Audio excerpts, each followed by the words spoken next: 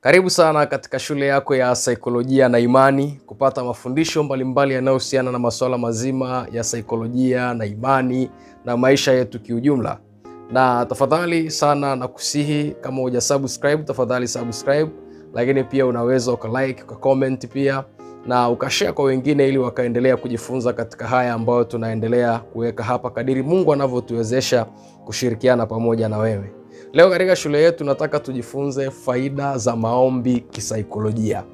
Sijui kama umewahi kufahamu ya kwamba maombi si tu kwamba yana msaada wa kiroho katika vile ambavyo tunakuwa tunaviomba, lakini pia maombi yanaweza yakawa na msaada kwako kisaikolojia.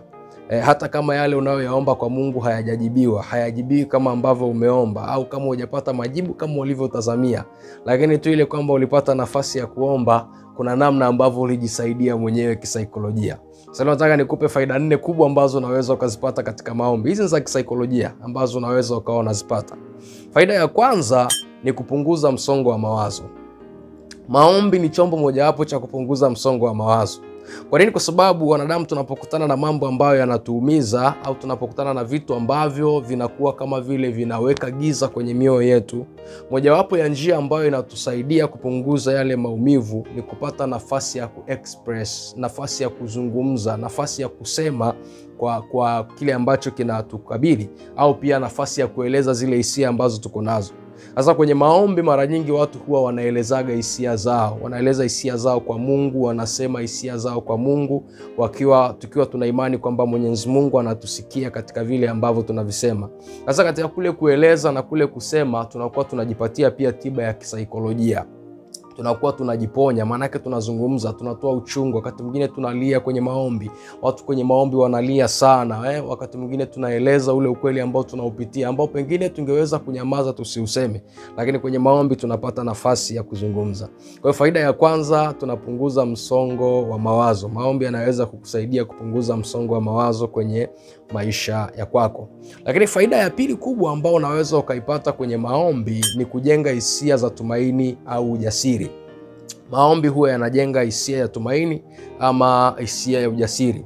Kwa sababu gani? Unapopata nafasi ya kuomba, hata kama lile jambo linakuwa ni kubwa sana kwenye maisha yako, ni jambo ambalo huliwezi, ndani yako unakuwa umetengeneza katumaini fulani, unajitengenezea tumaini fulani kwamba nimemuomba Mungu na Mungu anaweza akanifanyia. Nimemuomba Mungu na Mungu wangu ni mwaminifu, atanitendea katika hili. Nimemuomba Mungu kwa ajili ya mtoto wangu, Mungu atambadilisha. Nimeomba Mungu kwa ajili ya biashara yangu, Mungu atanisaidia. Kwa hiyo unakuwa ndani yako umejenga tumaini, umecreate hope. Na tunasema sisi tumaini inaweka njia, tumaini inaweka nuru, na tumaini inaweza kukusaidia kupiga hatua mbele zaidi. Kwa hiyo katika kuomba kule unakuwa umejijengea tumaini. Lakini pia baada ya tumaini unapata ujasiri. Unapata ujasiri wa kuendelea mbele. Kwa kama ni jambo ambalo lilikuwa limesha kufadhaisha, lakini baada ya kuomba ndani yako unasikia ujasiri kwamba yes, mambo yanaweza yakabadilika. Yes, naweza nikachukua hatua zaidi. Hata kama ni mahali ambako ulikuwa unaona hapa ni mwisho, lakini baada ya maombi unaona bado unaweza kuendelea mbele na kuendelea mbele katika majukumu yako kwa ujasiri. Lakini faida ya tatu ya kisaikolojia unaweza kuipata kwenye maombi ni kudhibiti, ni kuimarisha udhibiti wa kihisia. Hii tunasema ni emotional regulation. Ninapozungumza juu ya udhibiti wa kihisia na maanisha nini? Maana yake unaweza kukutana na jambo ambalo linakupa hasira, pengine ambayo inaweza ikakupeleka mahali kufanya maamuzi magumu, au unaweza kukutana na jambo ambalo linakushusha chini kabisa, linakufadhaisha, linakuletea huzuni nyingi sana, au unaweza kukutana na jambo ambalo linakuletea tafrani kwenye hisia yako, kiwango ambacho pengine unaweza ukakosa dira, au ungeenda kuchukua maamuzi magumu sana. Lakini unapopata nafasi ya kuomba na kujieleza mbele za Mungu, sasa ile hisia inabadilika. Unajikuta kama ulikuwa na hasira, ile hasira inaweza ikashuka, au kama ulikuwa uko chini sana, unaona kidogo sasa nguvu inarudi tena, zile hisia unakuwa umezitawala. Kwa pengine kama ulikuwa ndo ukachukua maamuzi ambayo ni magumu, maamuzi ambayo yangeweza kukuletea madhara, pengine labda ungeenda kupigana na watu, pengine labda ungeenda kutukana watu, pengine ungeenda kugombana na watu, lakini baada ya maombi yale sasa unajikuta taratibu nafsi yako imeanza kupata utulivu. Kwa hiyo umejifanyia kile kitu tunachokisema ni emotional regulation.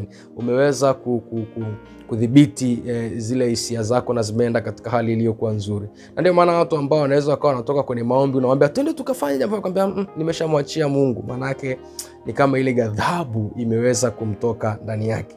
Lakini faida ya 4 kubwa ambayo unaweza kuipata ya kisaikolojia, ambayo unaweza kuipata kwenye maombi, huongeza ustahimilivu.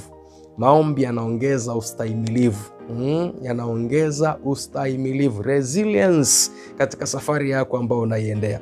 Unaweza ukawa unapita mahali pagumu sana, yani mahali ambako ni pagumu pengine kiuchumi, unaweza ukawa unapita mahali pagumu kiroho, unaweza ukawa unapita mahali pagumu kwenye ndoa na mipango mbalimbali ya maisha ulionayo.